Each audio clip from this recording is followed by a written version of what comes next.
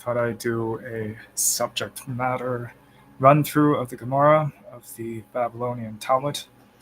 This is from the book of Ein Yaaqov, which records all the allegories and tales in the legal text. So here is the first: the merits of women. Our rabbis taught, the promise the Holy One, blessed be He, made to the women is greater than the promise He made to the men. For it says, "You carefree women, attend, hear my words. You confident ladies, give ear to my speech."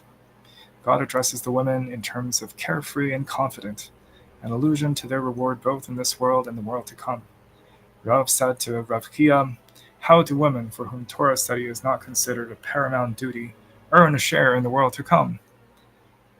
By making their small children go to the synagogue, where they learn Torah, and by making their husbands go to the yeshiva to learn Mishnah, and by waiting for their husbands until they come home from the yeshiva.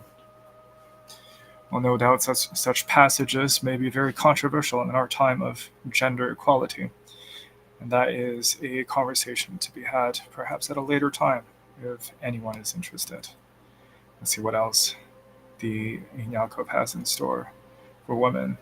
Now, this one is unpleasant, but nevertheless, it is part of the Gemara, and so it should be put under the scope. The ordeal of the sota ritual. The sota ritual is the ritual of the suspected adulteress. She is fed a specially enchanted water with the name of God, and if she is lying about her adultery, if she in fact had committed adultery and said she hadn't, and so on, the processes are a little bit complex, she would be fed the water, and the water contains a curse that would lead to her stomach bursting as well as the bursting of her lover. The ordeal of the sota. It was taught, Rabbi said, why does the chapter of the Nazarite follow immediately after the chapter of the sota, the suspected adulteress? To teach you that whoever sees a sota, a suspected adulteress, in her disgrace, should abstain from wine. Hizkiah, the Rab Parnach, said in the name of Rabbi Yochanan, why does the section dealing with the sota follow immediately after the section of truma, which is the tithes? To tell you that if someone has truma or tithes and does not give them to the Kohen, he will end up suspecting his wife of infidelity and needing the service of a Kohen to minister the ordeal that the sota has to submit to. For it says, if a person withholds his hallowed things and does not give them to the Kohen, the hallowed things being the tithes, the 10% of their income, and other requirements for crops in particular. And immediately after this, it says, for any man's wife goes astray, and later it says, the man must bring his wife to the Kohen. And what's more, in the end, he himself will need tithes because he will lose his money. As it says, the person withholds his hallowed things, he will become impoverished. So Rabbi Nachman ben Bar Yitzchak, but if he does give the truma and the tithes, he'll become rich. For it says, whatever a person gives to the Kohen will belong to him, which means he will have great wealth. Rav Huna ben Berechia said in the name of Rabbi Lazar, a kapar, whoever includes God's name with his suffering, meaning he praises God for bad things, saying, Baruch Dain Emes, blessed be the true judge, or he prays to God for mercy, will find that his income is doubled. As it says, the Almighty will be in your distress, and you will have double money.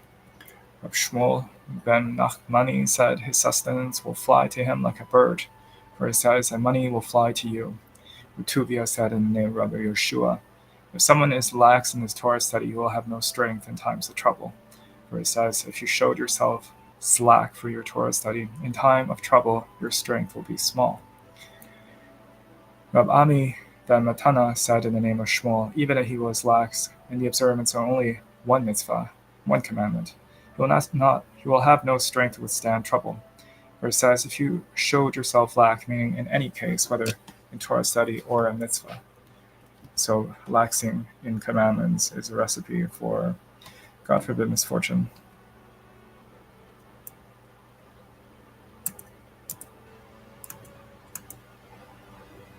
Nida, Chala, and Shabbos lights. For 3 transgressions, women die during childbirth: being careless regarding Nida, the laws of menstruation; Chala, the tithe from the dough of the bread making they make every Sabbath Eve, and the kindling of the Sabbath light. Gemara, what is the reason for the punishment for nida, which is menstruation, breaking the laws of menstruation in particular?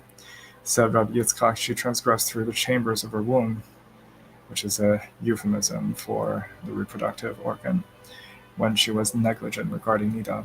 Therefore, she is punished through the chambers of her womb when she dies during childbirth. The Gemara asks, that is understandable of nida, but what can you say of challah and the kindling of Shabbos lights? The Gemara answers, it is as a certain Galilean expounded before Rav Chisda. The Holy One, blessed be, said, I put a blood in you, the smallest amount of blood. Therefore I commanded you regarding blood of nida. I called you the first. Israel was holy to God, the first fruit of his harvest. Therefore I command you concerning the first portion of the dough, which is challah.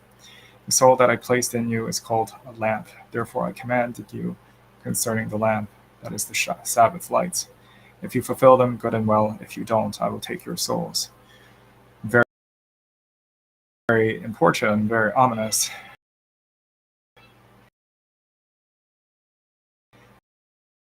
But no doubt, very situationally dependent in our generation of spiritual decline or spiritual, or whatever you call that. The Gemara asks, and why do they die exactly in childbirth? The following proverbs all carry the message that when a person is in danger, his failings are remembered and punished, and childbirth is a time of danger for a woman. Rava said, when the ox has fallen down, sharpen the knife. Abaye said, let the maidservant keep on misbehaving. She will be punished for everything with the same rod. The labor pains are the punishment for the same sin of Eve, and punishment for her other transgressions are added to it. Rav Chisda said, leave the drunkard alone. He'll fall down by himself. Mar Ukva said, when the shepherd is lame and the goats are running fast so that he cannot hit them, when they're acting up, at the gate of the goat's pen there are words. In the barn there is the reckoning when a woman is in good health, her good deeds can fend off the accuser. That is like the devil. But when she is in danger, the accuser sees all her past transgressions. The Papa said, at the door of the store, when a person earns a great deal of money, he has many brothers and friends. But at the door of losses and poverty, when he suffers financial, there is no friends. When a woman is in danger, so a person has many friends when they are doing well, but when they're not, the friends seemingly vanish. Tshuva and good deeds save from death. Not exactly a topic related to women, but it is in the first paragraph. Our sages taught for 3 transgressions die in childbirth. Rav Lazar said, for 3 transgressions women die young. Rav Acha said, women children's diaper on the Sabbath.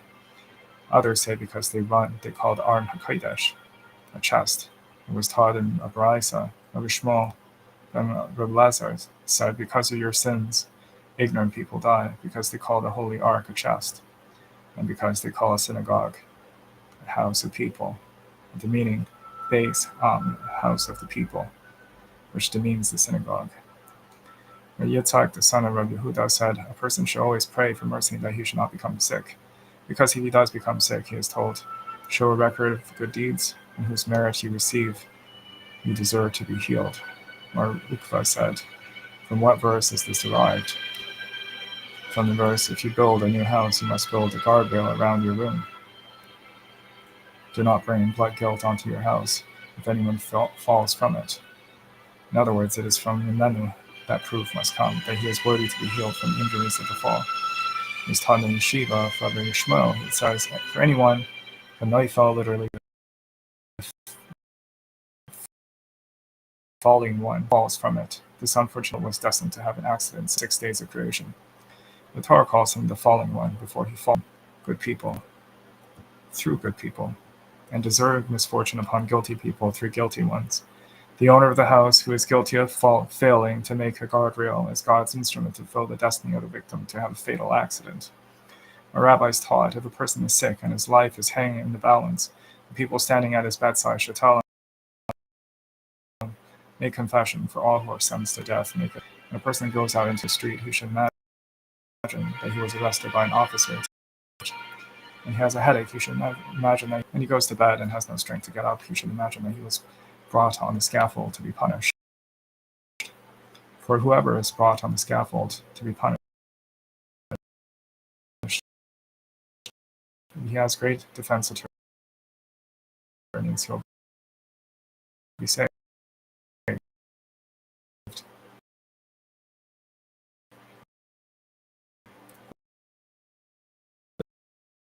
But if not, he's not saved. And these are attain his ransom. Rabbi Lezer, son of Rabbi Yitzchak Halevi, said, even if that angel brings 999 arguments against him and only one argument in his favor, he is saved, for it says, one advocate against 1,000.